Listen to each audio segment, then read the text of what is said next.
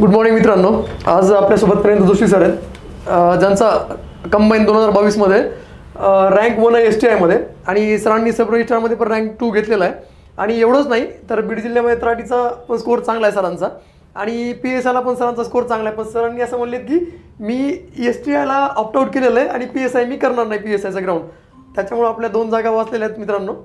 तर आज सरांना इथं बोलवण्याचं खास प्रयोजन म्हणजे की बाबा नेमका अभ्यास कसा करायचा. ठीक आहे, आपण अभ्यास करतो किंवा आपल्यासाठी खूप विद्यार्थी आहेत, काही जण काटावरती जातात, काही जणांना प्रिलिममध्येच पास होत नाहीत. तर नेमकं सरांनी चेंज काय केलं, जसं की सरांचा एक व्हिडिओ आपल्या चॅनलवरती जुना, त्यात सरांनी सांगितलं की मागच्या 2-3 एक्झाम मी प्रिलिमसुद्धा पास नव्हतो, मग डायरेक्ट आज सरांनी रँक 1 कसं काय आला बाबा. नेमकं त्यांनी चेंजेस काय केले आणि अभ्यास काय केला ते खास आपल्याला जाणून घ्यायचं आहे. आणि आज आपला व्हिडिओ असणार आहे म्हणजे टॉपर स्टॉक सीधी बात नो बकवास. म्हणजे ठीक आहे, ॲक्च्युली काय असतं आपल्याला विद्यार्थ्यांना काय पाहिजे असतं की बाबा मला नेमकं मार्क कसे पडले सर सांगा तुम्हाला आणि आम्ही काय चेंज करू आमच्यात ते सांगा. आणि सरांचंही मला म्हणणं तेच आलं की आपण याच्यावरती एक्झॅक्टली तोच मुद्दा बोलूयात. कारण काय होतं, बाकीचे टॉपर जे आहेत किंवा सगळे समजा किंवा प्रत्येकाचा स्ट्रगल असतो. सरांचं मला म्हणणं आलं की ठीक आहे माझंही स्ट्रगल आहे, म्हणजे माझ्या घरच्यांचं आहे, बट विद्यार्थ्यांना मला ते जाऊ द्यायचं आहे की नेमकं त्यांनी काय चेंज केलं पाहिजे त्यांच्या अभ्यासामध्ये आणि मी स्वतः कसं चेंज केलं आणि रँक 1 आलो आज. याच्यासाठी खास सरांना आपण इथं बोलवलेलं आहे आणि सरांसोबत आपण क्वेश्चन आन्सर करणार आहे सरांना की नेमकं 0 पासून 100 पर्यंत नेमकं कसं करायला पाहिजे विद्यार्थ्यांनी, प्रत्येक विद्यार्थ्याने, ते आपण सरांना विचारणार आहेत. तर सर आता मला सांगा, आता पुण्यात आलो आपण किंवा गावाकडे कुठे असेल तर सगळ्यात पहिला मुद्दा असतो राहायचं कुठं. तर मग तुम्हाला काय वाटतं, रूम कशी पाहिजे आणि कशा विद्यार्थ्यांमध्ये राहिलं पाहिजे. सर्वप्रथम तर तुमचं खूप खूप धन्यवाद, परत एकदा तुमच्या चॅनलवरती बोलायची संधी मिळाली. पुण्यात राहायचं कुठं हा क्रुशल मुद्दा आहे माझ्या मते. आपण जर MPSCचे विद्यार्थी असू किंवा स्पर्धा परीक्षा करणारे विद्यार्थी असू तर आपलं अवतीभोवतीचं वातावरण असं पाहिजे की आपल्या अवतीभोवती सर्वजण MPSC करणारे मुलं पाहिजे. तर आता पुण्यात लकीली असं आहे की नवी पेठ, सदाशिव पेठ किंवा कसबा पेठ आपला एक क्राऊड आहे तिथं. त्यामुळे ते अवतीभोवतीचं नॅचरली आपल्या वातावरण असं होऊन जातं की हे अभ्यासाचंच वातावरण. समजा मार्केटमध्ये कोणत्या नवीन नोट्स आल्या, कोणत्या नवीन बुक्स आल्या किंवा काही टेस्ट सिरीज असेल तर कळून जातं लगेच. नक्की नक्की. आणि विशेष म्हणजे कसं आहे की आपण सकाळी झोपेतून उठल्यापासून ते रात्री परत झोपेपर्यंत आपल्या ह्या वातावरणामुळे सारखं डोक्यामध्ये अभ्यासाच चालू असतं. त्यामुळे माझ्या मते सदाशिव पेठ, नवी पेठ किंवा कसबा पेठ या ठिकाणी एरियामध्ये राहिलं पाहिजे विद्यार्थ्यांनी समजा. आणि आता काही जणांचं म्हणणं असतं की रूममेटचा त्रास असतो किंवा बाकीच्या गोष्टी असतात, हा पहिला मुद्दा समजा तर त्यांनी या गोष्टी कशा हँडल केल्या पाहिजे की नाही हा माझा मित्र त्रास देतो बाबा किंवा तो रूममेट्स अभ्यासच करत नाही. तुम्हाला काय वाटतं, त्यांनी तिथं त्यांच्यासोबत राहिलं पाहिजे, चेंज करायला पाहिजे किंवा काय म्हणतात मग दोस्ती तुटेल माझी बाबा. नाही, मला असं वाटतं की आपण इथं आलो तर अभ्यास करण्यासाठी, तर रूममेटचा त्रास वगैरे ह्या गोष्टी खूप क्षुल्लक आहेत. जर तसा त्रास होत असेल तर अभ्यास हा महत्वाचा आहे आपल्याला, रूम वगैरे काही महत्वाची नाही. रूम आपण चेंज करून दुसऱ्या ठिकाणी पण जाऊ शकतो. हा, कारण अभ्यास हा प्राईम आहे आणि आपलं मेन लक्ष त्याला असलं पाहिजे. रूममेटचा त्रास वगैरे हा तर सगळ्यांनाच होत असतो. सगळं काय आपल्या परफेक्टच असेल असं काही नसतं. प्रत्येकाच्या सवयी वेगळ्या असतात. हा, प्रत्येकाच्या सवयी वेगळ्या असतात. तर आता हे झालं राहण्याचा मुद्दा, सरांनी सांगितलं तसं. आणि या जो आपला पूर्ण जर्नी आहे, आपण येतो 1 वर्षाचा जर्नी म्हणून 2, 3, 4, 5 वर्ष तिला सांगता येत नाही. आता आपण बघतो किंवा MPSC करताना काही मुलांची एक तब्येत वाढते, काही खाण्यात मिळतं आपल्याला, काही मेसमध्ये काय मिळतं आपल्यालाच माहिती, सगळं चोथाच मिळतो बरोबर. आणि परत काही विद्यार्थ्यांची तब्येत वीक असते, काही मेस तर खात नाही आणि स्वतः डाएट करत नाही. तर खाण्यापिण्यापासून काय करायला विद्यार्थ्यांनी, त्याच्यावर कसं लक्ष दिलं पाहिजे. खाण्यापिण्यापासून जे आपली आता माझी आई मला डिंकाचे लाडू करून द्यायची, मग मी रोज सकाळी 1 लाडू खायचो. आता ते फ्रेश वाटायचं मला त्या लाडूमुळे.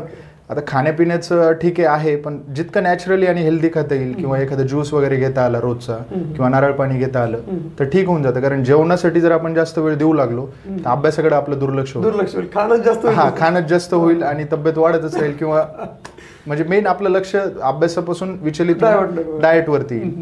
तर आता बघा मित्र कंपनी कोणती, लायब्ररी कशी पाहिजे. आता पुढचा विद्यार्थ्यांचा राहायचा झाला, खाण्याचा प्रश्न झाला, पुढचा असतो किंवा मी लायब्ररी कोणती लायब्ररी कशी पाहिजे.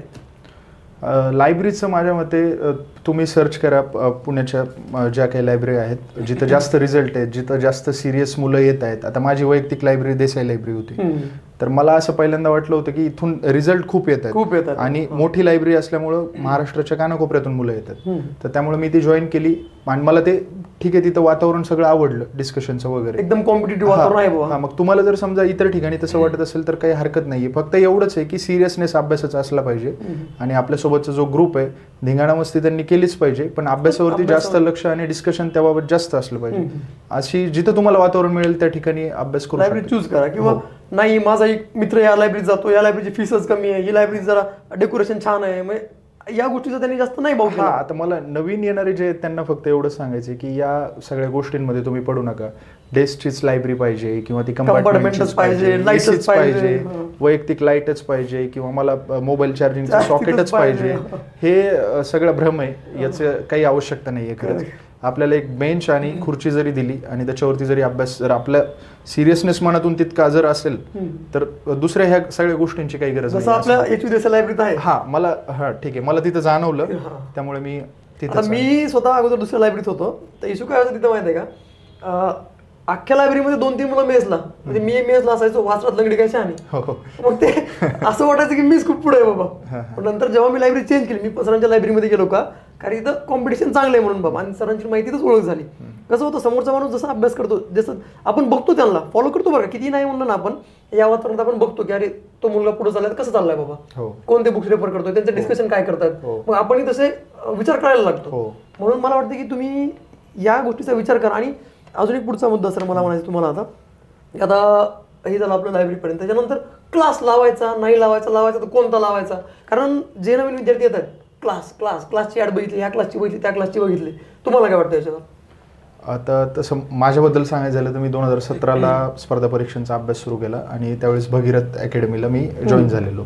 क्लास झाला, क्लासचा मला फायदा झालेला आहे, एक दिशा मिळून जाते अभ्यासाची. पण आता जे नवीन येत आहेत मला त्यांना फक्त एवढं सांगायचं आहे की क्लास तुम्हाला एखाद्या विषयाचा लावायचा असेल, एखादा विषय जर तुम्हाला खूप टफ वाटतोय किंवा कितीही जरी वाचलं, मी रिव्हिजन जरी केली किंवा PYQ जरी बघितले तरी मला तो विषय नाही व्हायला, तर मग क्लास लावायला काही हरकत नाहीये. पण आता सध्या मार्केट पाहता मला फक्त एवढंच सांगायचं आहे, क्लासेसचा फायदा होतो पण तितका होत नाहीये. आणि तुम्ही क्लासेसच्या ऐवजी एखादा जर मेंटर भेटला तुम्हाला, जर सिनियर कोणी असेल तर त्याच्या मार्गदर्शनाखाली जर अभ्यास आपल्याला जर मिळत असेल तर करायला काही हरकत नाही असं वाटतं मला. आता लायब्ररीमध्ये आपले सिनियर असतात, समजा ते सांगतात हा टॉपिक कुठनं करा, जसं आपलं इंग्लिशचा सब्जेक्ट आहे, त्याच्यामध्ये इंग्लिशमध्ये काय होतं, कॉमन एरिया नावाचा टॉपिक आहे, ते आपल्या पालन सुरूमध्ये चांगला दिलाय. आय थिंक मला तुम्ही आणि तुमच्या ग्रुपच्या मुलांनी सांगितलं होतं की सर त्या याच्यातून करा म्हणून, तिथनं केला, माझा स्कोअर वाढला. आता मीही क्लास केलाय, मला असं वाटलं की मी क्लास केल्यानंतर माझे जे 10 मार्क थोडे राहायचं मागे, ते 10-15 मार्कांची माझी ग्रोथ झाली, असं माझं वैयक्तिक.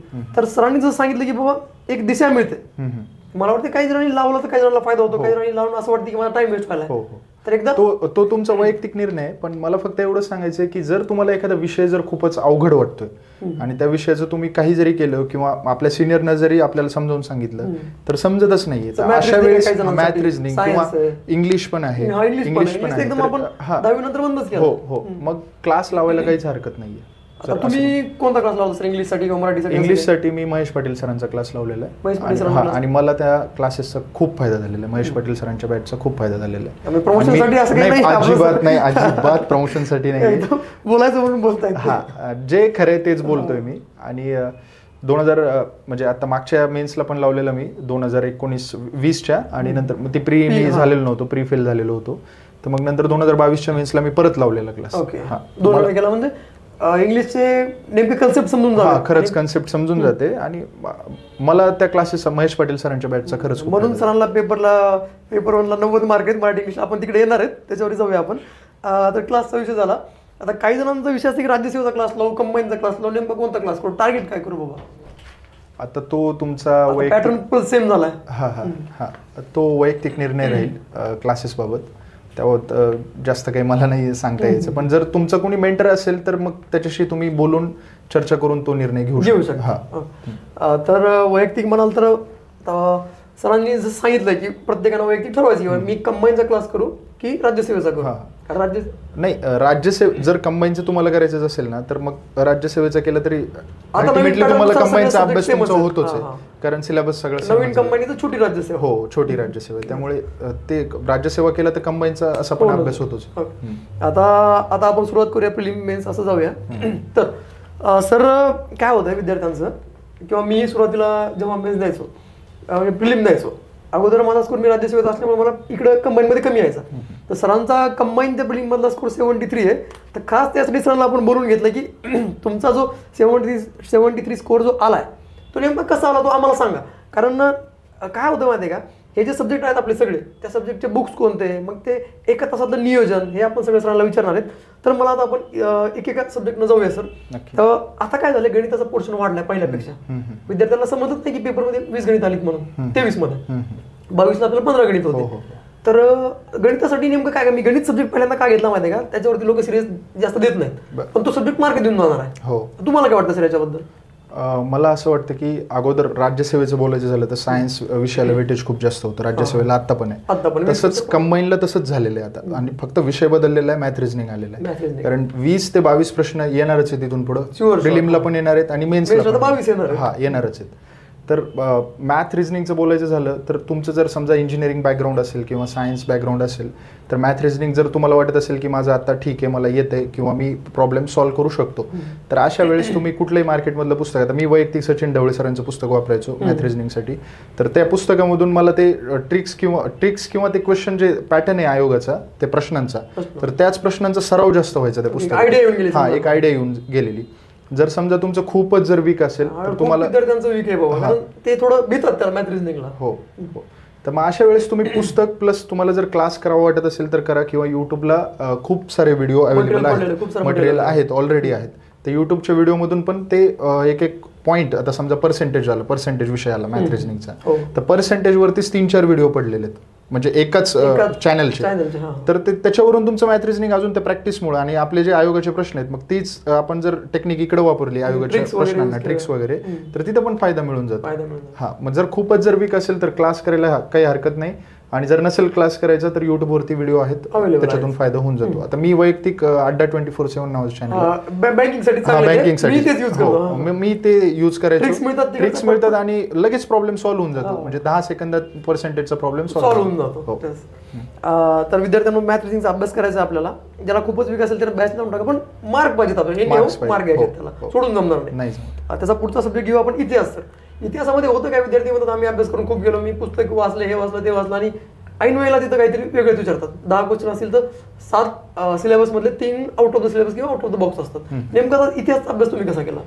इतिहासासाठी मी अगोदर संदर्भ ग्रंथ वाचायचो, म्हणजे अगोदर ज्यावेळेस मी फेल व्हायचो त्यावेळेस, आणि मला त्याचा फायदाच नाही व्हायचा, मला काही फायदाच पण नाही व्हायचा. मग इतिहासासाठी मी समाधान महाजन सरांचं पुस्तक वापरायचो, आणि सोबत 11वीचं जे स्टेट बोर्ड आहे ते इतकं जास्त महत्वाचं, इतकं क्रुशल महत्वाचं आहे. म्हणजे आता मागचे मेन्सचे 3 ते 4 प्रश्न डायरेक्ट 1 लाईनर 11वी आलेले. मग हे जे 2 पुस्तक आहेत, 11वीचं बुक तर खूप छोटंसं आहे, आणि समाधान महाजन सरांचं बुक्स, याचे 5-6 वेळेस जरी तुमचं रिव्हिजन जर झालेलं असेल तर इतिहासाची एक आयडिया येऊन जाते. आता जसं तुम्ही म्हणलात की 3 क्वेश्चन असे आउट ऑफ द बॉक्स आहेत, मग आता फॉर एक्झाम्पल समाज सुधारकाचा प्रश्न आलेला आहे, आणि एक स्टेटमेंट आहे, हे स्टेटमेंट कोणी केलंय असं विचारलेलं आहे, आणि खाली ऑप्शन असतात वेगवेगळे. आता ज्यावेळेस तुम्ही समाज सुधारक ज्यावेळेस वाचता, वारंवार वाचता, तर तुमच्या डोक्यामध्ये त्या समाज सुधारकांची एक पर्सनॅलिटी तयार होते ऑटोमॅटिक. हे गांधी बोलू शकतात, हा निर्णय आपण एक्झाम हॉलमध्ये घेऊ शकतो. हा, असं काही नाहीये की हा ऍज इट इज हे लाईन कुठल्या तरी पुस्तकात पाहिजे, असं काहीच नाही, शक्यच नाही, इतकं शक्य नाहीये. तर तिथं ते आयडिया येऊन जाते, आणि तुम्हाला सुचतं की हा म्हणजे हा विचार आहे ना, महात्मा ज्योतिबा फुले बोलू शकतात, तर मग ज्योतिबा फुले करेक्ट आन्सर, असं आपण करू शकतो. हा, तर मग मी फक्त एवढंच केलं होतं, समाधान महाजन सरांचं बुक वापरलं आणि त्याच्या वारंवार रिव्हिजन केल्या. समाज सुधारकासाठी सुद्धा तेच बुक वापरलं, नवीन समाज सुधारकासाठी कुठलंही बुक घेतलेलं नाही त्या एका पुस्तकामुळे. आणि 11वीचं जे स्टेट बोर्ड आहे त्याच्यामुळे मला एक आयडिया येऊन गेली, आणि 2022ला जी कंबाईन झालेली इतिहासात 15 पैकी 15 मार्क्स आहेत. काही क्वेश्चन असे होते की जे आउट ऑफ द कंटेक्स्ट आहेत, आउट ऑफ सिलेबस म्हणले तरी काही हरकत नाही. मग त्याचं उत्तर तुम्ही कसं लावणार, तर ते हे जे रिव्हिजन एकच बुक तुम्ही वारंवार ज्यावेळेस वाचता, हा, ते तिथं टॅकल होऊन जातं, आयडिया येऊन जातं. तर पुढचा सब्जेक्ट घेऊया आपण, म्हणजे भूगोलाचा. तर भूगोलामध्ये काही विद्यार्थ्यांचं काय होतं की ठीक आहे मार्क पडतात आणि कॉन्फिडन्स खूप असतो, मार्क पडतात. आणि वेळेला जसं 23ला झालं की भूगोलात मार्क कमी आले विद्यार्थ्यांना, मग तुम्ही नेमकं कसं केलं भूगोलचा अभ्यास? आता भूगोलचे क्वेश्चन आता नवीन जो पॅटर्न आहे भूगोलचा तो खूप डीप चाललाय विचारायचा. त्याच्यासाठी मी सौदी सरांचं बुक वापरलं, महाराष्ट्र भूगोल, आणि त्यांचंच जे एक ॲटलस आहे महाराष्ट्राच्या नकाशांचं जे पुस्तक आहे, हा ॲटलस, तर ते 2च केलेले मी. आणि व्यवस्थित त्याचं पण वारंवार, कारण कसं आहे एमपीएससी मध्ये कसं आहे एकच बुक, एक किंवा जास्तीत जास्त 2 बुक ठेवायचे आणि त्याच्याच वारंवार रिव्हिजन करायचं. तर सौदी सरांच्या बुक मधून मोर दॅन इनफ मार्क्स येऊन जातात. मलाही असं जाणवलंय की सौदी सरांच्या बुक मधून क्वेश्चन पडतात लाईनिंग, असं वाटतं जो तो मला तर असं कळेल की सौदी सरच अगोदर ते सेटर होते, आता सौदी सर आपल्यासोबत नाहीयेत, तर सौदी सरांचं बुक जे आहे तो सेटर सुद्धा युज करतो. आणि त्यातले ऍज इट इज लाईन्स किंवा सौदी सरांच्या बुक मध्ये क्वेश्चन बघा खाली सॉल्व्ह करायला आपल्याला, त्यातले क्वेश्चन सुद्धा पडले सुद्धा पडतात. आणि म्हणजे भूगोलाचं बोलायचं झालं तर ते सौदी सरांच्या बुक मध्ये डेटा भरपूर दिलेला आहे, खूप डेटा आहे, एवढं बुक आहे. हो, आणि खूप मायन्यूट डेटा दिलेला आहे, तर तिथले सुद्धा क्वेश्चन्स विचारायला लागले आयोग सध्या. तर मला असं वाटतं की सौदी सरांचं बुक चांगलं आहे भूगोलसाठी. तर पुढचा सब्जेक्ट घेऊया आपण सर आता, पॉलिटी म्हणजे राज्यशास्त्र. हो, राज्यशास्त्राला नेमकं काय करायचं की राज्यशास्त्रामध्ये विद्यार्थ्यांना कॉन्फिडन्स अगोदर असा असतो की अरे हा कलम मला येतं, ते कलम येतं, पण आयोग विचारतं कलमाचं सब कलम. हो, त्यासाठी तुम्ही बुक्स कोणते वापरले? राज्यशास्त्रासाठी मी रंजन कोळंबे सरांचं बुक आणि एम लक्ष्मीकांत सरांचं बुक, हे 2 पुस्तक मी वापरलेले. आता जे सब कॅटेगरीज तुम्ही जसं सांगितलं की 19.1A बद्दल क्वेश्चन विचारते, आर्टिकल 19.1A खूप डीप जायला लागले, तर असे जे कलम आहेत ते एका पेपरवरती जर आपण लिहून ठेवले त्याच्या सब टायटल सकट, जर त्याचं जर रिव्हिजन करत राहिलो ना तर सब कलमाचे आपल्याला ते जे आतमधले पोट कलम आहेत प्रिसाइजली अभ्यास पण होतो आणि त्या पोट कलमांच्या प्रश्नांची भीती पण नाही वाटत आपल्याला. होतं काय एक्झामला क्वेश्चन दिसतात 4, आपल्याला माहित असतं यार इथंच कलम आहे, ह्याच्या जवळच कलम आहे, 365 आहे, पण 65 आहे, 62 का 66, आणि आयोगाने 3 ऑप्शन दिलेले असतात. कोळंबे सरांचं पुस्तक एकदम प्रिसाइज आहे आणि ते एकदम बेस्ट दिलेलं आहे त्यांनी. आणि सोबत जर तुम्ही एम लक्ष्मीकांत पण एक 2 वेळेस रिडिंग केलं तर ते तुम्हाला ते कन्सेप्ट तुमची ब्रॉडर वाढत जाते, अंडरस्टँडिंग वाढते आणि क्वेश्चन तुम्ही टॅकल करू शकता जरी किती खूप मोठा प्रश्न आला. आता तुम्ही एम लक्ष्मीकांत इंग्लिश मध्ये वाचलं की मराठीमध्ये? कारण विद्यार्थ्यांचं काय होतं आपल्या खूप साऱ्या मराठी बॅकग्राऊंड आहे, एम लक्ष्मीकांत इंग्लिशचा हातात होत नाही, के सागरनं आपल्याला दिलेलं आहे ट्रान्सलेट करून, ते बुक चांगलं समजा.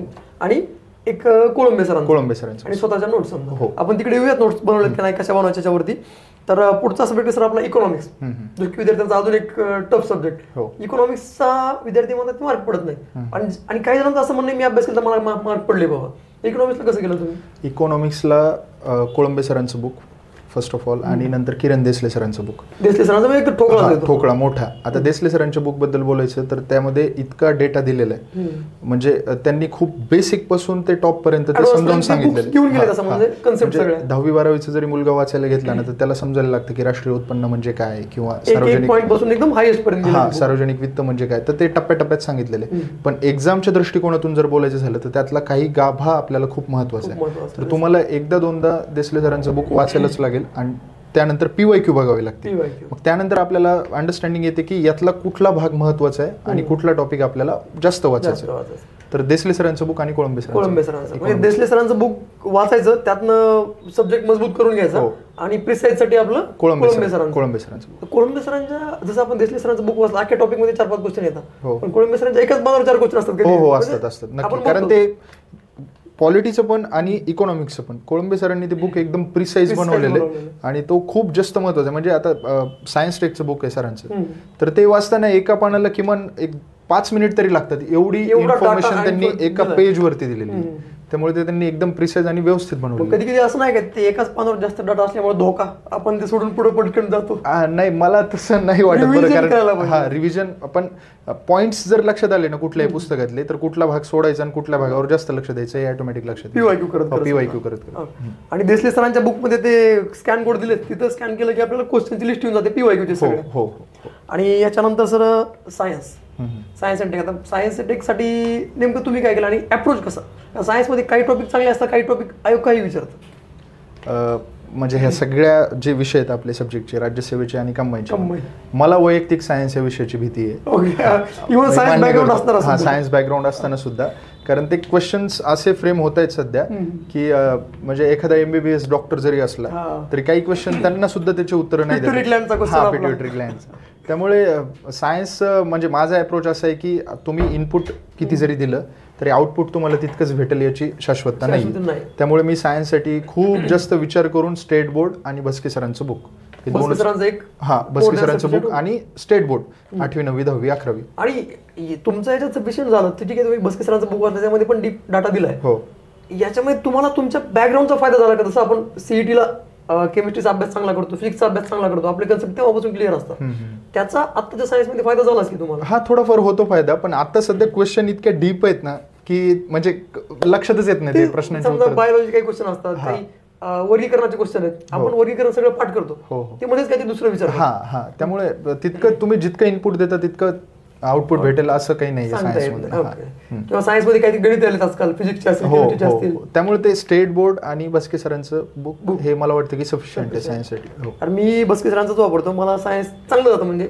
जे क्वेश्चन आढळते तिथं आपण सोडून देतो, पकडतच नाही आपण. तर त्याच्यानंतर आपलं करंट अफेअर एक महत्वाचा मुद्दा, दररोज करायचं, एकदाच मंथली करायचं की महिना झाल्यास करायचं, का परीक्षा आली की इयरबुकच घ्यायचं? आता मी माझं सांगतो थोडंसं. मी करंट अफेअरसाठी फक्त आणि फक्त पृथ्वी परिक्रमा केली बस, महिन्याची मंथली, बाकी काहीच नाही केलेलं. 4-5 दिवसात एक परिक्रमा नवीन जर आपण घेतली तर ती 4-5 दिवस लागतील. जर रोज 2-2.25 तास जर तुम्ही दिले तर 4-5 दिवसात एक परिक्रमा संपून जाते. पहिली रीडिंग.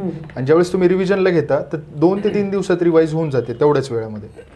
तर मला असं वाटतं की रोज करण्यापेक्षा आहे ना, की तुम्ही जर मंथली मासिक घेतलं, मी परिक्रमा करायचो, तुम्हाला जे आवडेल ते तुम्ही घेऊ शकता, पण मग ते होऊन जातं मंथली जर घेतलं. आता ते डेटा वाढायला लागलाय, कारण क्वेश्चन विचारण्याची जी म्हणजे आयाम आहे तो वाढलेला आहे. कुठून प्रश्न येईल हे काही सांगता येत नाहीये सध्या, त्यामुळे ते पेजेसची साईज वाढायला लागली. आणि आम्ही बघायचो सरला, जेव्हा सर रिव्हिजन करायचे करंट अफेअर त्यांच्या ग्रुप सोबत, हे असे गट्टे येऊन बसायचे, म्हणजे पृथ्वीचे मंथलीचे सगळे, आणि ते सगळ्या ग्रुपमध्ये त्यांच्या डिस्कस करायचे पॉईंट टू पॉईंट, आणि एकमेकांसोबत असं विचारायचे, अरे याचं काय रँक, अरे याचं काय, याला एक पुरस्कार कोणाला भेटला. याच्यामुळे खूप फायदा झाला तुम्हाला. डिस्कशनचा तर फायदा होतोच, करंट अफेअर्सला तर नक्की फायदा होतो, कारण आपण बोलत बोलत ते आपल्या मनामध्ये आपले एक फनी काहीतरी एक इमेज तयार करून घेतो करंट बद्दल. मग ते त्यामुळे ते आपल्याला लगेच लक्षात राहून जाते की हा, अरे याची रँक ही आहे, किंवा समजा नवीन एखादी जर मूर्ती कुठं आली असेल तर ती कोणत्या ठिकाणी हे लगेच आपल्याला करंट अफेअर साठी परिक्रमा. परिक्रमा. आणि आता पुढचा मुद्दा प्रिलिमच्या 1 तासाचा. त्या प्रिलिमच्या 1 तासात नेमकं कसं करायचं, तुम्ही सब्जेक्ट कसे चूज केले? काही जण भूगोल सोपं जातात, भूगोल आधी घेतात, आणि पेपरमध्ये होतं काय, पेपरमध्ये मॅथ रिजनिंग आयोग आधी देतं, आणि तिथून सुरुवात केली की मग पेपर गणायला सुरुवात होते. काही जणांना मॅथ रिजनिंग जमतं, काही जणांना जमत नाही, आणि मॅनेज होत नाही पेपर. तुम्ही नेमकं पेपर त्या 1 तासात कसं सॉल्व्ह करायचं बरं? 10:57 10:58 पेपर आपल्या हातात पडतो, टोला 11ला होतो. टोला झाला की लगेच पेपर फाडायचा. त्याच्या आधी अगोदर, आता ते असं आता कॅमेरावरती नाही बोलता येत. पेपर आपण फाडून घेतला तर मी काय करायचो, मी विषय असे ठरवलेले होते सुरुवातीलाच की माझ्या आवडीचे जे 3 विषय आहेत ते मी अगोदर सोडवणार पहिल्या 15 मिनिटात त्या विषयांचे शोधणार मी. आणि लगेच मी काय करायचो की पेपर माझ्या हातात आल्यानंतर मी पेपरच्या बॅक साईडला जी रफ जागा असते तिथं अशी सिरीज असं वरूनच लिहून घ्यायचो माझ्या विषयांच्या, म्हणजे जो पसंतीक्रम आहे माझा विषयांचा त्यांचं असं एका लाईन मध्ये सरळ एका खाली एक लिहून घ्यायचो. म्हणजे भूगोलचं भूच करायचो फक्त असं, पहिला भूगोल घेणार. आणि हे असं लिहून ठेवायचो. आणि पहिला जो 1 मिनिट आहे म्हणजे 11 वाजल्यानंतरचा पहिला 1 मिनिट तो मी बघून घ्यायचो की कुठले प्रश्न कुठं पडले, कोणत्या ठिकाणी कोणतं सेक्शन आहे. फॉर एक्झाम्पल जर 51 ते 65 भूगोल असेल ना तर मी भूगोल जो मागे लिहिलेला आहे तिथं मी 51 ते 65 पटकन लिहून घ्यायचो. असं सगळ्याच विषयांचं लिहून घ्यायचो. आणि जी सिरीज आहे ती मी अशी सोडवायचो की पहिल्यांदा भूगोल घ्यायचो, नंतर पॉलिटी, नंतर इकॉनॉमिक्स. हे 3 विषय मी पहिल्या 15 मिनिटात सोडवायला घ्यायचो. ते विषय सोडवायचो आणि ते गोळे पण करून घ्यायचो लगेच. गोळे कसे करायचे? कारण विद्यार्थ्याचा प्रश्न असतो, काही जण म्हणतात मी 50 मिनिटं सोडवतो नंतर गोळे करतो, किंवा जीएस सोडवतो गोळे करतो आणि मग याच्याकडे जातो. नेमकं गोळे कधी करायचे बरं? आता ती प्रत्येकाची वेगवेगळी सवय असते, प्रत्येकाला वेगवेगळी प्रॅक्टिस असते. आता मी काय करायचो की समजा आता भूगोल घेतलेला आहे सोडवायला, तर भूगोलचे 15 प्रश्न होईपर्यंत मी गोळ्याला हात नाही लावायचो. 15 फ्लो मध्ये पूर्ण 15 झाले की मग मी गोळे करायला घ्यायचो भूगोलचे प्रश्न. आता काही प्रश्न म्हणजे असे असतात भूगोलचं किंवा कोणत्या विषयाचं असं असतं की 2 ऑप्शन मध्ये आपल्याला कन्फ्युजन झालं, 50-50. मग तो क्वेश्चन आपण सोडून दिलेला असतो आणि लगेच पुढचा घेतलेला असतो. मग ते 15 क्वेश्चन ज्यावेळेस संपतात आणि नंतर आपण गोळे करायला घेतो तर परत पेजेस आपण पलटून परत पहिल्यापासून गोळे म्हणजे 51 एक असं असं सोडवायला घेतो. तर तो जो आपल्याला अडलेला जो प्रश्न असतो ना तिथपर्यंत आपली एक म्हणजे जजमेंट येऊन जाते की याचं उत्तर हे असणार आहे. डिसिजन आपलं मेड होऊन जातं तोपर्यंत. 50-50चा क्वेश्चन तुम्ही त्या गोळे करतानाच गोल करून घेता, नंतर परत राऊंड यायला मला वाटतं नाही भेटतच नाही कंबाईन मध्ये 1 तास नाही. राज्यसेवेचं वेगळे तिथं वेळ मिळू शकतो. मी एखादा अवघड चाललाय मग मी शेवटी बघतो असं नाही असा वेळ कंबाईन मध्ये शक्य नाही. जरी केलं तरी मग तो चुकायची मोस्ट प्रोबॅबिलिटी आपली शक्यता जास्त असते. तोच जेव्हा आपल्या हातात येतो तेव्हा नंतर वेळ जनरली उरतच नाही सर मला असं वाटतं. हा आता तेच बोलत होतो मी की 3 सब्जेक्ट आपण 15 मिनिटात ज्यावेळेस घेतो तर 15 मिनिटात आपले 3 सब्जेक्ट होऊन जातात. पण नंतर 11:15 पासूनचे पुढचे 15 किंवा 17 मिनिट जे आहेत 17-18 मिनिट त्यावेळेस 3 सब्जेक्ट असे घ्यायचे जिथं आपल्याला 50-50 म्हणजे कन्फ्युजन होतं किंवा जे विषय आपल्याला असं वाटतं की हे माझे एवढे परफेक्ट नाहीयेत. हा पहिले 3 व्यतिरिक्त. तर मग ते क्वेश्चन मी घ्यायचो नंतर 11:15 ते 11:30 11:32 पर्यंत पुढच्या 15 ते 18 मिनिटांमध्ये.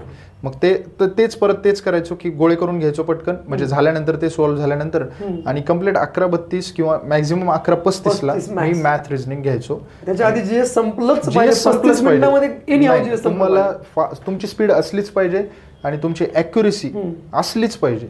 आता काही ठिकाणी काय होतं, अरे नाही हे वाचलंय मी, हे माहिती आहे मला, वाचलंय पण आता आठवत नाही, तेव्हा काय करायचं? तेव्हा मग तो क्वेश्चन ठेवायचा तसंच पुढे जायचं आणि तो जर आपला विषय संपलेला ते त्याचे गोळे करून मग नंतर ज्यावेळेस आपण तो गोळे करायला घेतो तेव्हा तो करून टाकायचा. जो आपल्याला पहिल्यांदा वाटतो ना प्रश्न याचा ऑप्शन नंबर 2च उत्तर आहे 2च करायचं. नंतर जर परत आपण रिथिंक करायला गेलो ना तर शक्यता अशी असते की तो चुकणार म्हणजे चुकणारच.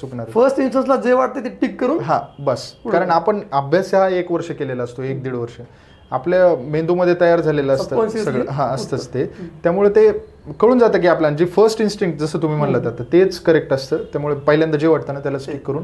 आता हे जरा 35 मिनिटात आपलं जीएस संपलं म्हणजे त्याच्यात जीएस मध्ये समजा 80 क्वेश्चन आहेत, अटेम्प्ट किती करायचे? जमतील तेवढे सगळे दंदन की एखादा खूपच hard out of the box आणि त्याला काही डोकं पण चालत नाही. हा आता असं आहे की अटेम्प्ट किती करायचे, जो आपल्याला जो माहिती आहे प्रश्न ते तर सोडवायचेच, त्याचे उत्तर तर सोडवायचे.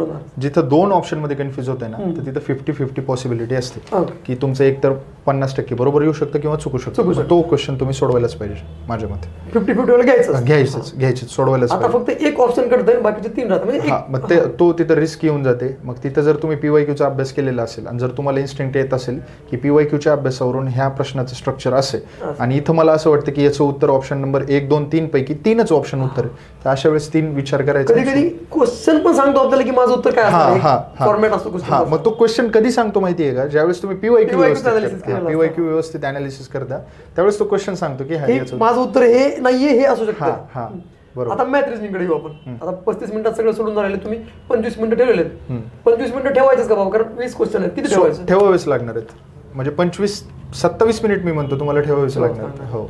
आणि कितीपर्यंत जायला पाहिजे मॅथ रिझनिंग मध्ये? मॅथ रिझनिंग जर तुमचं स्ट्रॉंग असेल तर काही प्रश्न असे असतात की 1-2 प्रश्न ते 20-22 पैकी मॅक्झिमम 3 ते 4 प्रश्न असेल, 2-4 रेल्वेचे असतील, म्हणजे आपले पाठच असतात. नाही पाठ असणारे जास्त असतात.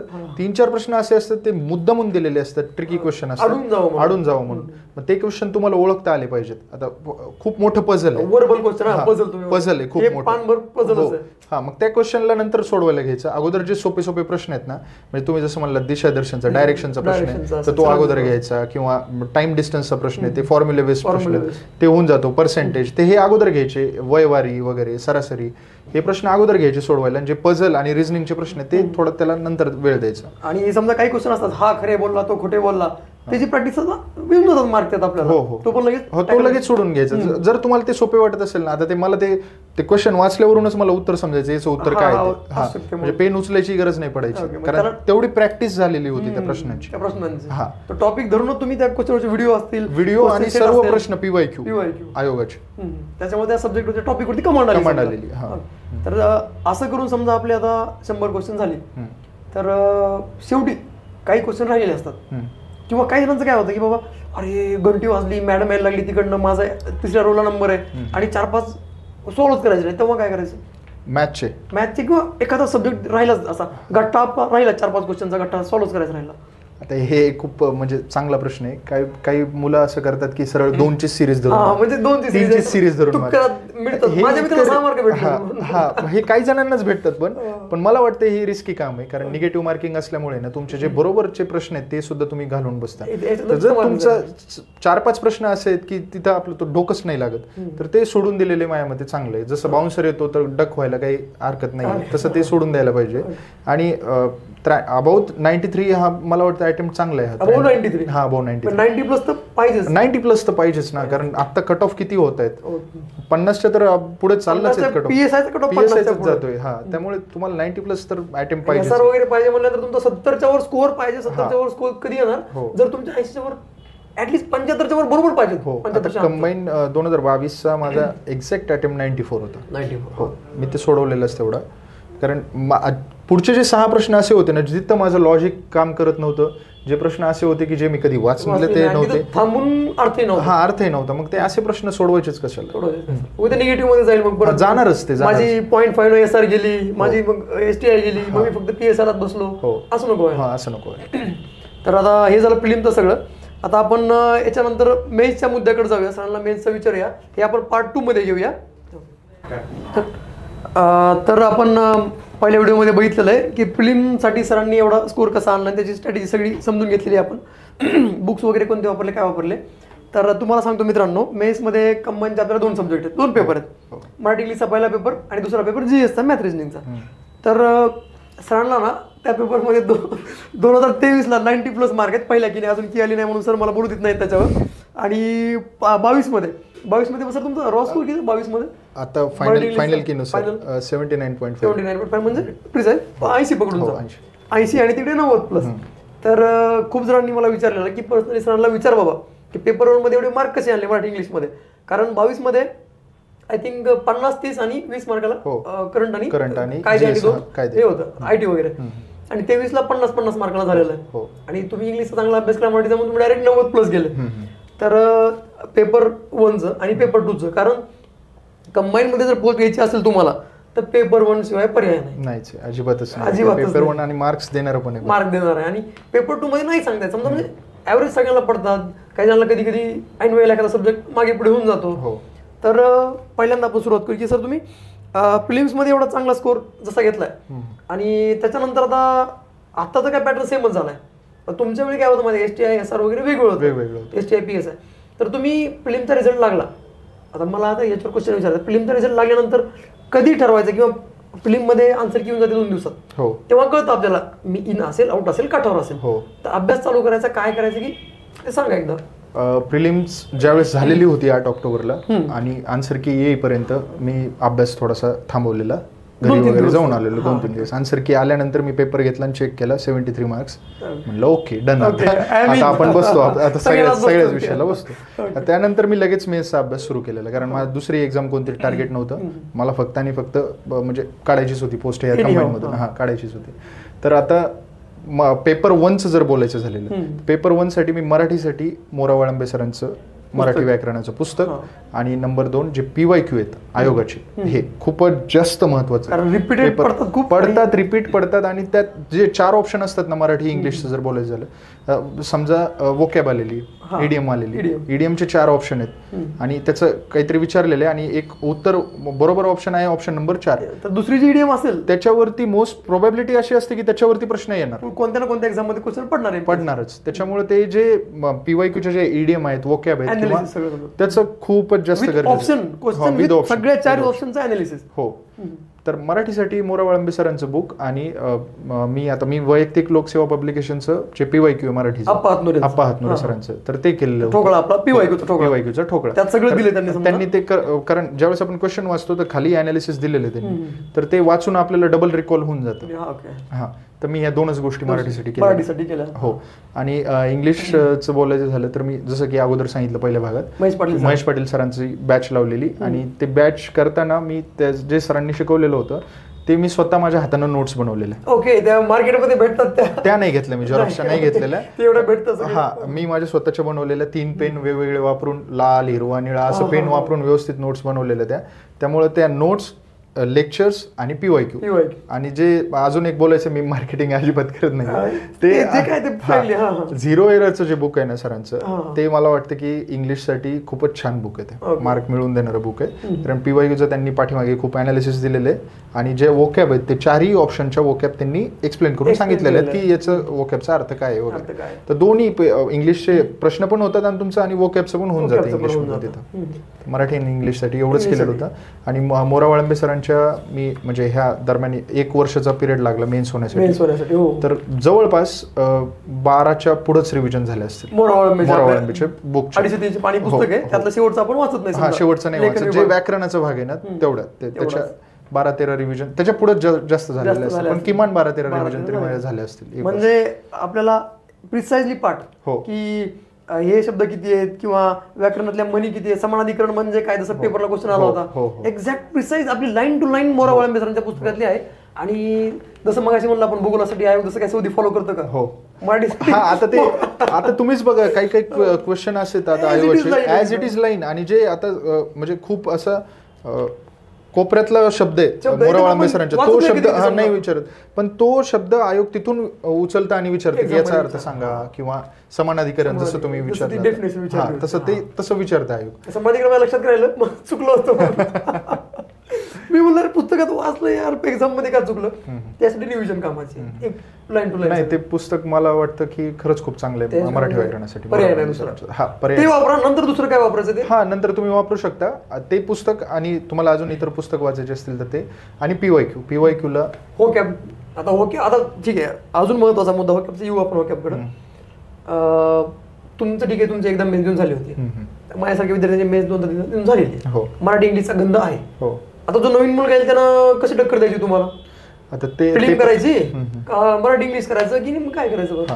आता समजा नवीन आलेलं आहे आणि त्याची प्रिलिम निघालेली आहे असं आपण ग्राह्य धरू, आणि मेन्सचा त्याने अभ्यास केलेला नाही, समजा म्हणजे याच्या अगोदर त्याला मेन्सचा अनुभवच नाहीये, आलाच पहिल्यांदा आलाय, फिल्म करायची, सुरुवातीपासूनच मराठी इंग्लिश होकॅब करत चालायचं की कसं करायचं? मला असं वाटतं की जर तुम्ही आता पुढची कंबाईन 2025 ची समजा तुम्ही टार्गेट केलेली, आता 2024 बघू, आता जानेवारी 6 महिन्यात आपल्याकडे, मग आता सध्या तुम्ही फ्रीचाच अभ्यास केला पाहिजे आता ह्या 4-5 महिन्यात. जर आजपासून तुम्ही जर अभ्यासाला लागतात तर, कारण खूप कमी वेळ आहे, 7 विषय आपल्याला खूप डीप करायचे आहेत, त्यामुळे तुम्ही प्रिलिम मध्येच वेळ जाणार आहे तुमचा. कारण 1 रीडिंग आणि परत अजून 2 रिव्हिजन, परत तुम्ही नवीन आलेले, तुम्हाला थोडंसं सगळ्या गोष्टी समजून घ्यायला वेळ लागणार आहे. पण जे विद्यार्थी असतात की ज्यांचं टार्गेट 2025 आहे, तर मग त्यांनी आता मराठी इंग्लिश करायला काही हरकत नाहीये. आणि ज्यावेळेस तुमची प्रिलिम जवळ आलेली असेल त्यावेळेस तो अभ्यास थांबवून तुम्ही प्रीचा अभ्यास करू शकता. आणि आता असं झालेलं की प्रीचा अभ्यास आणि मेन्सच्या पेपर 2चा अभ्यास तो जवळपास एकच झालेला आहे. प्रीचा करताय तुम्ही म्हणजे अल्टिमेटली तुम्ही मेन्सचा पण अभ्यास करता. तर आता ते सांगा, जे समजा या वर्षी देणार आहेत पेपर, त्यांनी मराठी इंग्लिश कधी करायचं, तुमच्यासारखी मार्क कशी घ्यायची? त्यांनी प्री झाल्यानंतरच करायला पाहिजे आता, कारण खूप कमी वेळ राहिलेला आहे आता करण्यात काही अर्थ नाही. जानेवारी संपत हो संपत आलेला आहे. आणि तो प्रीचाच एवढा मोठा आहे तर मेन्स आता तुम्ही घेण्यात आणि ते कन्फ्युजन करण्यात मजा नाहीये. प्रीचा अभ्यास झाल्यानंतर, प्री झाल्यानंतर तुम्ही लगेच 2-3 दिवशीपासून मेन्सचा अभ्यास करायला करू शकता. हो, मराठी इंग्लिश तेव्हा चालू करा किंवा बॅच लावा. बॅच आता बॅच लावायची का नाही तुमचा वैयक्तिक तुम्ही घेऊ शकता. तुम्हाला काय वाटतं, बॅच लावली तर लवकर समजा स्वतः घेतो, चुरतो आणि खातो, त्याच्यापेक्षा बॅच वाला तो चुरून घेतो, डायरेक्ट स्पून करतो, ते काय वाटतं मग? मला असं वाटतं की मराठी जर तुमचं 10वी पर्यंत जर संस्कृत विषय असेल किंवा मराठी जर तुमचं बॅकग्राऊंड असेल शिक्षणाचं, तर मराठीसाठी मला वैयक्तिक तर गरज नाही वाटलेली. जर तुम्हाला मराठी विषयाची भीती असेल तर तुम्ही नक्कीच लावू शकता. मार्केटमध्ये खूप छान छान बॅचेस आहेत. सोलाट सरांची पण बॅच खूप चांगली आहे, कारण ते त्यांचे युट्यूबला मी व्हिडिओ पाहिले. मी स्वतः बॅच केली त्यांची आपल्या रयतमध्ये, विशाल सुतार सरांची. त्यांची बॅच असेल, कोणती बॅच करा, कोणती बॅच करा, असं नाही म्हणत मी हीच करा म्हणून. त्यांना एक आयडिया येऊन जाते, आयडिया येऊन जाते. PYQ अनालिसिस असेल सगळे ते घेतात. म्हणजे स्वतः मी जसं म्हणलं, स्वतः घेतो, स्वतः चुरतून खाण्यापेक्षा कोणीतरी स्पून फिडिंग करतं, बाबा वेळ कमी आपल्याकडे. हो, पण इंग्लिशची मला या अर्थानं भीती होती की मला इंग्लिश वाचता लिहिता थोडीफार बोलता येते, पण मार्क्स मला मिळायचे नाहीयेत. 2019च्या मेन्सला मला मार्क्स इंग्लिशला नाही मिळालेले, मराठीला मिळाले. मग तो जो ट्रॉमा होता इंग्लिशचा तो काढण्यासाठीच मी महेश पाटील सरांचे व्हिडिओ बघितले आणि मग त्यांची बॅच लावली. इंग्लिशच्या क्वेश्चनचं पण कधी कधी वाद होतं, समजा ज्याचा डीपमध्ये अभ्यास नाही त्याचं, की क्वेश्चन असा असतं, चूज द एरर किंवा चूज द करेक्ट सेंटेन्स, ते कळतच नाही नेमकं एरर काय चूज करायचं. असं मराठीत वाचून समजतं. ते टॉपिक पण आपण आठवायला लागतो, या टॉपिकचा क्वेश्चन असेल, हे असं विचारलं असेल, ते सगळं करायला लागतं. त्यासाठी PYQ वाचूनच आपण अलर्ट होऊन जातो की हा प्रश्न कोणत्या पद्धतीचा आहे.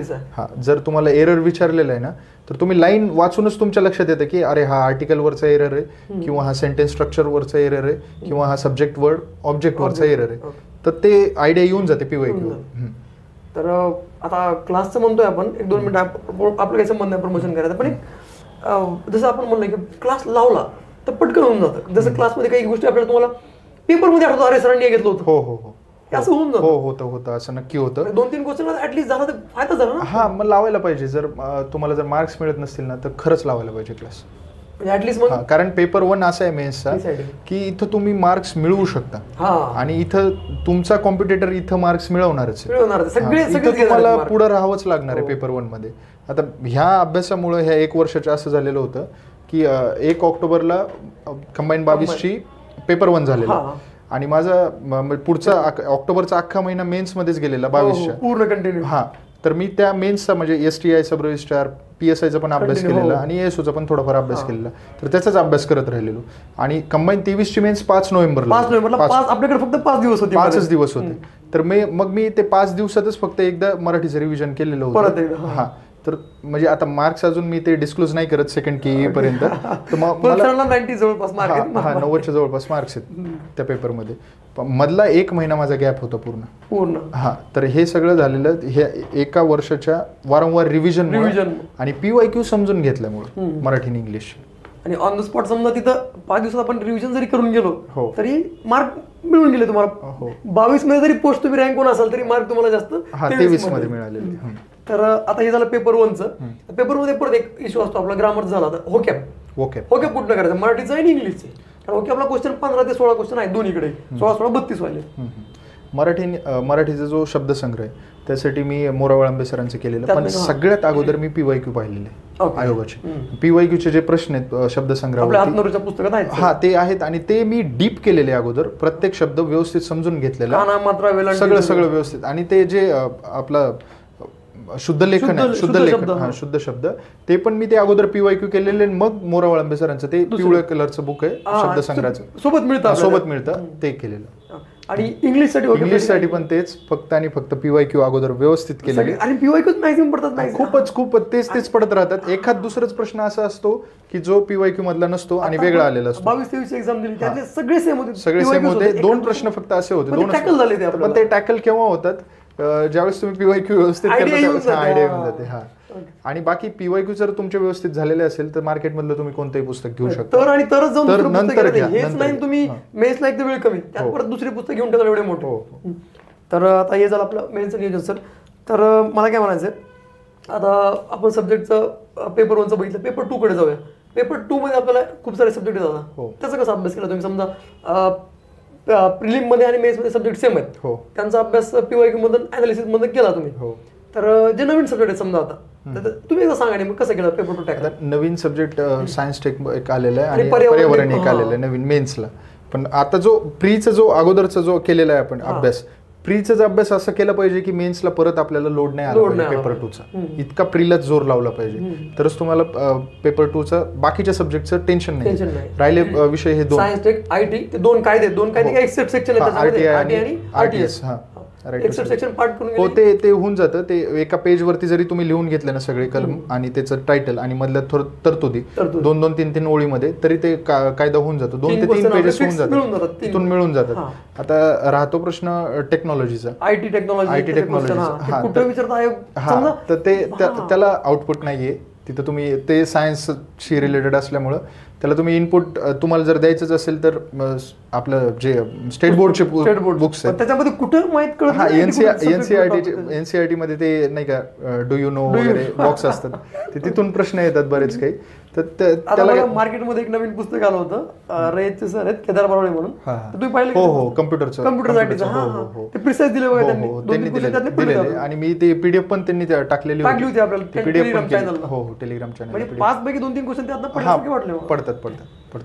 कारण आता आपण स्वतः जाणार, सगळं शोधणार. हे विषय असे आहेत ना की तुम्ही 1-2 म्हणजे एकच बुक असं निवडायचं की पडले तर त्याच्यातून पडले तर पडले, हा. नाही पडले तर गंगेला मिळाले. कारण याच्यातून आउटपुट भेटेलच असं काही कारण नाही. काही क्वेश्चन आपल्याला समजा येऊन जातात, हो. जसं की ज्ञानवाणी असेल, हो. काही आता नवीन मोदीने समजा G20 मध्ये ते भाषिणी ऍप भाषिणी ऍप, पुन्हा पीएम कुसुम आपल्या वगैरे. पुस्तकात आपले कोणतं ते करंट अफेअर्स हो हो पृथ्वी परिक्रमा त्यात येऊन जातात, हो, येऊन त्यातून जातात. कव्हर होऊन हा, cover होऊन जातात. जातात. आणि याच्यानंतर मला एक विचारायचं, पर्यावरण जो नवीन टॉपिक आहे त्याचा खरंच अभ्यास करायचा का वेगळं टॉपिक पुस्तक घ्यायचं की जे आपल्या जुन्या नॉलेजवर त्याच्यावर चालू द्यायचं? जर तुम्ही राज्यसेवा आणि कंबाईन जर तुम्ही सायमल्टेनियसली अभ्यास करत असेल तर पर्यावरण तुमचा अल्टिमेटली होऊन जातो. कारण तिकडे पेपर प्रिला आहे, GS पेपर वन. हा आहेच आहे.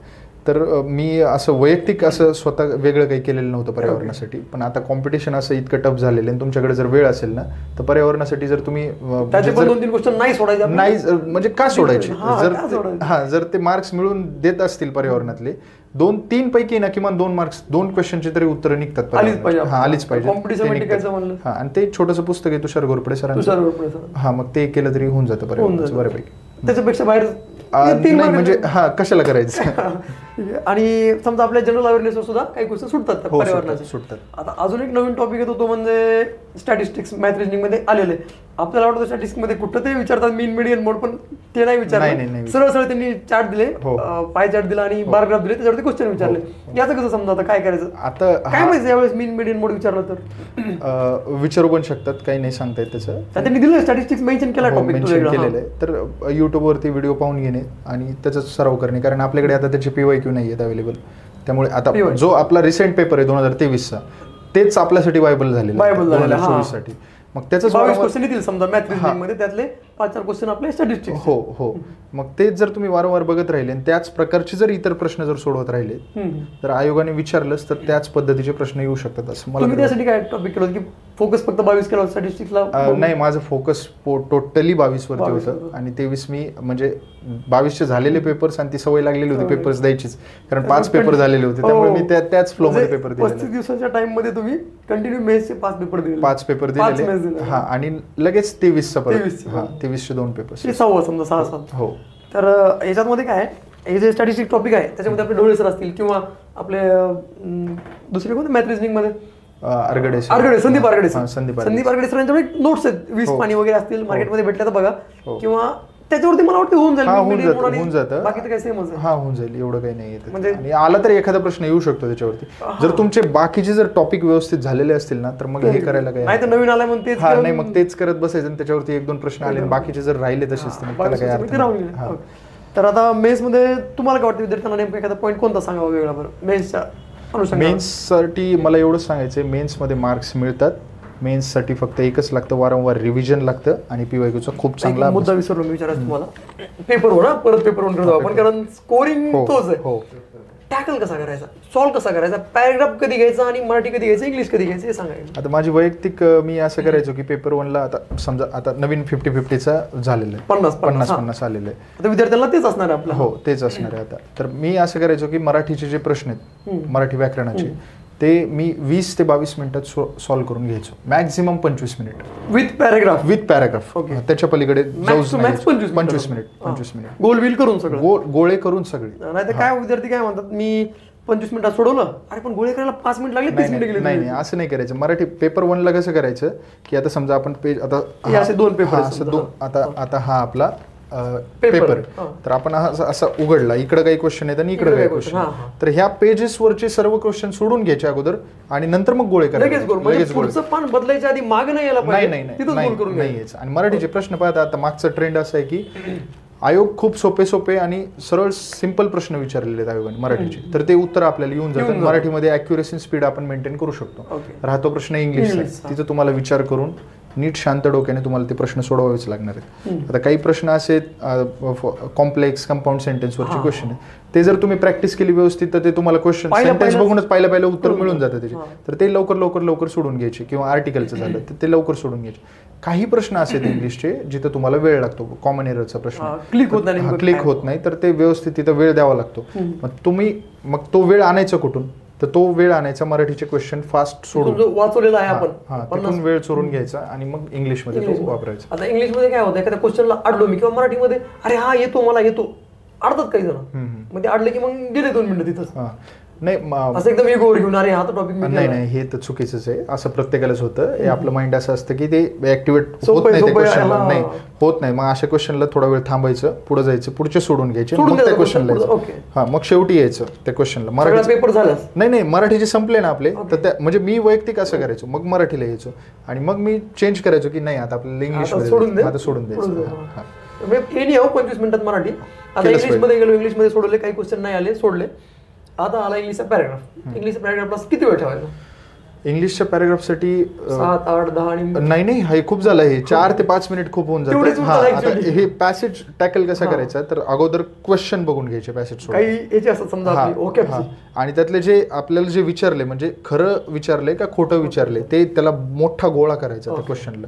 आणि क्वेश्चन वाचल्यानंतर आपल्याला समजून जातं की पॅसेज मध्ये आपल्याला कोणत्या भागावरती लक्ष द्यायचं. हा तर क्वेश्चन बघून घ्यायचे अगोदर, नंतर पॅसेज सोडवायला. आणि समजा वेळ कमी जरी राहिला तरी त्या क्वेश्चन मध्ये आपले ते ओकेचे काही क्वेश्चन असतात बघा, डायरेक्ट आपण आपल्या नॉलेजवरती. हो आता 23 ला पण तसं विचारलेलं होतं. मग ते डायरेक्ट जोडायला आपण जोडी लावून म्हणजे समजा वेळ जरी कमी अलर्ट राहण्याशिवाय पर्यायच नाही. 1 तासात 100 प्रश्न आहेत त्यामुळे तुम्हाला अलर्ट राहावंच लागणार आहे. आणि हे मी बोलायलो 20 मिनिट 25 मिनिट हे तुम्ही कधी होणार ज्यावेळेस तुम्ही टेस्टमध्ये प्रॅक्टिस करतात, प्रॅक्टिस कंटिन्यू करतात, वारंवार प्रॅक्टिस करतात, त्यावेळेस तुम्हाला आयोगाचा पेपर नवीन नाही वाटणार. नाही तर एकदमच तुम्ही इकडे टेस्टच नाही सोडवणार, प्रॅक्टिसच नाही करणार आणि जाऊन एक्झाम हॉलमध्ये 20 मिनिटात सोडवतो म्हटलं तर ते शक्य नाही, पॉसिबल वाचूनच होत नाही होत. हा तर समजा काही जणांचा इंग्लिशचा पॅराग्राफ राहतो, पॅराग्राफच राहिला आणि मॅडम घंटी वाजेल किंवा मॅडम सध्या आले कलेक्ट करायला तर काय करायचं? नाही मी तसं तर नाही म्हणणार. मला असं म्हणायचं की तुम्ही एक्झामच्या अगोदरच एवढी प्रॅक्टिस करा की तशी वेळच नाही येणार. तुम्ही प्रॅक्टिस केल्यानंतरच आपल्याला पेपर्स खूप म्हणजे डोक्यात धरून चालूच नका की मला पॅराग्राफला वेळ नाही उरायचा. नाही असं डोक्यात आणूच नका. उलट इतकी प्रॅक्टिस करा की तुमचे 1-2 मिनिट असे रिलॅक्स उरले पाहिजेत. आणि आता जरा पेपर 1चा सगळा मुद्दा, पेपर 1 मध्ये पण समजा मॅथ रिजनिंगचा नवीन आहे आपल्याला, तिकडे किती कसं डिस्ट्रीब्युशन करायचं? तिथे तेच आपलं प्रिलिमचं जे होतं तेच 35-25 किंवा तिथं 30 मिनिटात जर संपवता आलं तुम्हाला जीएस तर संपवायला काही हरकत नाहीये. कारण तिथं जर क्वेश्चनचा रेशो जर वाढवला आहे मॅथचा, आता 22 केले, 25 जर केले तर तुम्हाला ते अलर्ट राहावंच लागणार आहे तिथं. कारण तिथं वेळच द्यावाच लागणार. मिनिमम 30 मिनिटं कशा? आणि मॅथचा विषय असा आहे की मॅथ आपल्याला वाटतो भीती, पण मॅथ हा मार्क्स देऊन जातो.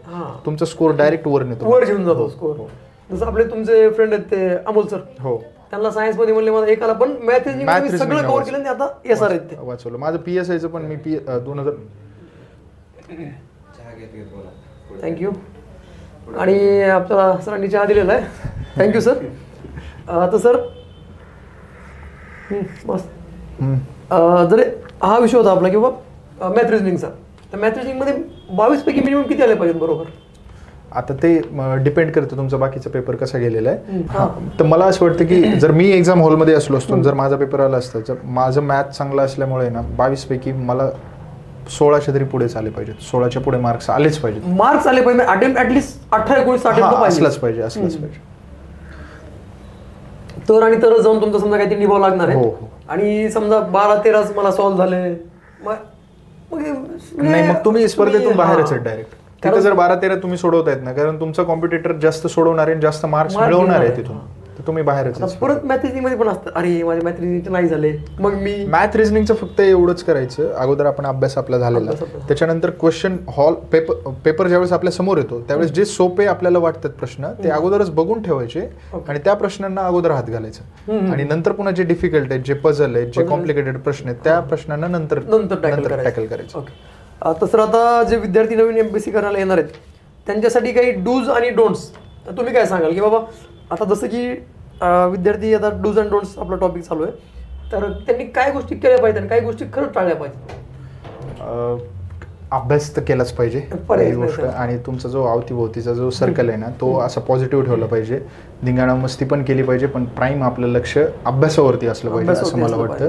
कारण जर आपण जाऊन सकाळी पुणे स्टेशनला जरी बघितलं सकाळी 5-6 वाजता जाऊन, तर कित्येक जण असं दिसतात की हे नवीन मुलं येतात याची जाणीव आपण ठेवली पाहिजे. आणि जास्त नवीन काही नाही, फक्त आई वडिलांचा चेहरा जर डोळ्यासमोर ठेवला ना आपोआप माणूस अभ्यासाकडे डायव्हर्ट होऊन जातो अभ्यासाकडे. आता काही जणांचं काय होतं की बाबा लायब्ररी लावली मी, ते आपल्या लायब्ररीत पण खूप किस्से होतात, प्रत्येक लायब्ररीत असतात की लायब्ररी मी लावली आणि एखादी मुलगी मला लायब्ररीतली आवडते तर मग तिच्या बाजूला बसणं येणार मग त्या गोष्टी कसं टॅकल करायचं. आता ते माझ्यासोबत तसं नाही झालं. फक्त मला फक्त एवढं सांगायचं की या गोष्टीत खूप विचार करून पडा. जर तुमचा म्हणजे पार्टनर जर तसा असेल तुम्हाला सपोर्ट करणार आणि जर तुम्ही तसे असेल तिला सपोर्ट करायला तर या गोष्टी करा. नकोच अभ्यासाकडेच लक्ष द्या. हा कारण ते त्यातच 15-20 दिवस जातात. मग मी तिला काय बोलू मग पुढचं कसं अभ्यास आपण आलोय अभ्यासासाठी घेऊन निघून जायचं आपल्याला. कारण कॉम्पिटिशन खूप जास्त वाढलेलं आहे. खूप जण नवीन मुलं येत आहेत. अलर्ट तुम्हाला राहावं लागणार आहे आणि सिरियसनेस तुम्हाला ठेवावी लागणार आहे. प्रामाणिकपणे अभ्यास करावाच लागणार. आता काही मुलांचं काय होतं अभ्यास करता करता मी जिम करू का म्हणतात. मग काय त्यांना काय सांगाल. फिट राहायला पाहिजे. वैयक्तिक मी तर कधी जिम वगैरे केलेली नाही पण मला असं म्हणायचं आहे की जर तुमच्या व्यायामाने तुमच्या दिवसभराच्या शेड्यूलमध्ये जर चांगला बदल होत असेल तर करायला पाहिजे. पण असं नको की आपण आता PSIचं मी ग्राउंड केलेलं. ग्राउंड आपण करून येतो नंतर आपल्याला अभ्यास करावाच नाही. एवढं जर तुम्हाला वाटतं का सर अभ्यास नाही मला तर वैयक्तिक नाही झालेलं. आणि खरंच PSIचं ग्राउंड करून अभ्यास करणं म्हणजे दिसतं मिथ. ज्यांचं काही जणांचा होऊ शकतो पण नाही होत. मी ग्राउंड नाहीच होत. तर मग जर तुम्ही 2-3 तास जर तिकडेच घालवताय सगळी एनर्जी ड्रेन होते पूर्ण माणूस थकून जातो. मग काय म्हणजे अर्थ नाही ना त्या गोष्टी. तुमचं टार्गेट जर नसेल ते आणि तुमच्याकडे ग्राउंड पण नाही आता उगाच म्हणजे जिमला जा तुम्ही नॉर्मल एक्सरसाइज करू शकता. नॉर्मल एक्सरसाइज करून जर दिवसभर तुम्हाला फ्रेश वाटत असेल तर करायला पाहिजे अभ्यास. जसं किंवा डेली ध्यान करणं असेल काही गोष्टी असतील समजा तुम्ही करायचं का सर असं काही. मी असं काहीच नाही करायचो. मला फक्त ते संत सावतामाळी जे आहेत त्यांचं एक लाईन मला आता एकदम अचानकच आठवली. ते असं म्हणायचे म्हणजे त्यांच्या अभंगातली लाईन आहे की कांदा मुळा भाजी अवघी विठाई माझी लसूण मिरची कोथिंबिरी अवघा झाला माझा हरी. बस माझा अभ्यासच हे माझं सगळं. मला हे दुसरं काहीच नको बाकी म्हणजे व्यायाम नको ना बॉडी बिल्डिंग नको ना काही नको. कारण हे असं माझं होतं. पण जर तुम्हाला व्यायामाने तुमच्या डेली शेड्यूल मध्ये जर फरक पडत असेल ना तर करायला काहीच हरकत नाही. केलं पाहिजे.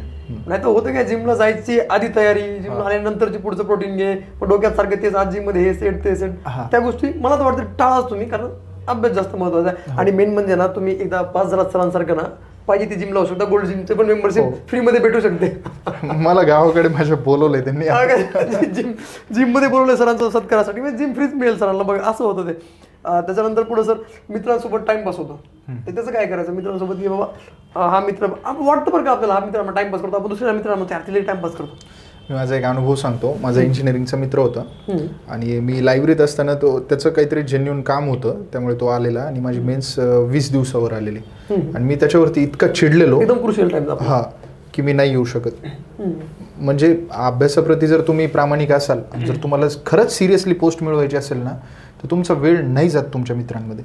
वेळ मित्रांमध्ये घालण्यासाठी आपण स्वतःच जबाबदार. आपण जातो तिथं विषय काढतो. ज्या दिवशी माझा रिझल्ट आला माझ्यापेक्षा जास्त माझ्या मित्राला आनंद झाला आणि तो घोडा घेऊन नाही का तो होता. काय होतं माहितीये का आपल्याला वाटतं मित्र नाराज होईल पण एकदा त्याला कळलं ना हा अभ्यास करतोय आणि त्याला दिसलं की अभ्यास करतो नाही तर आपण त्याला म्हणतो अभ्यास करतो दुसरा टाइमपास करतो.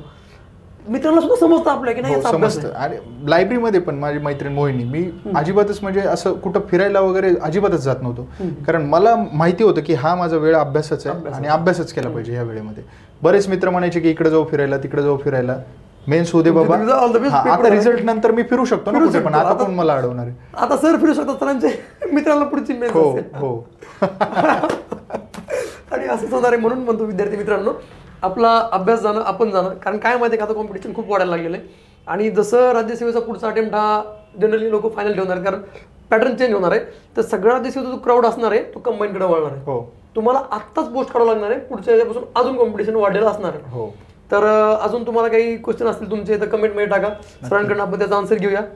चला परत एकदा सर अभिनंदन तुमचं. खूप धन्यवाद परत बोलवल्याबद्दल. आणि सरांनी आपल्याला एवढा वेळ दिला. एवढं सरांचं आपण 0 पासून 100 पर्यंत सगळं गायडन्स घेतलेलं आहे. अजून काही मुद्दे राहिले असतील तर आपण एखादा परत व्हिडिओ बनवू सरांसोबत. चला ऑल द बेस्ट मित्रांनो. अभ्यास करा आणि पटकन सरांसारखी पोस्ट तुम्ही पण घेऊन जावा. ऑल द बेस्ट सर्वांना. थँक्यू.